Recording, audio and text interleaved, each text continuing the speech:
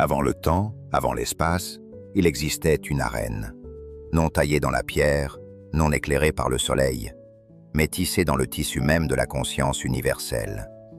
Deux forces primordiales s'y retrouvent ce soir pour un débat que l'humanité n'entendra jamais, mais dont elle subira les conséquences à chaque souffle, à chaque choix, à chaque instant d'une vie.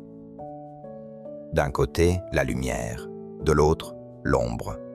Ni l'un ni l'autre ne demande la parole, ils l'exigent. Car depuis l'aube de l'humanité, chacun revendique la même chose, être indispensable.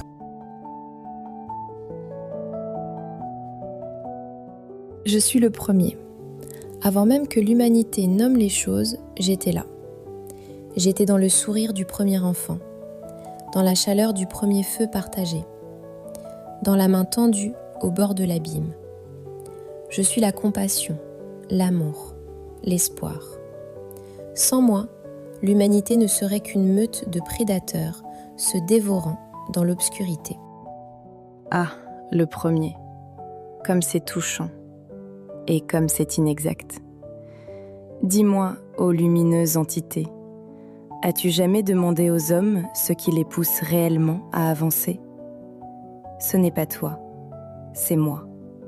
La peur, la douleur, l'ambition née du manque et de la faim.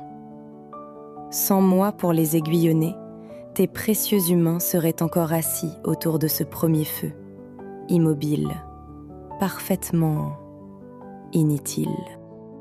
Tu confonds le moteur et la destination. Oui, la souffrance peut forcer les hommes à bouger, mais c'est le désir du bien qui leur fixe la direction.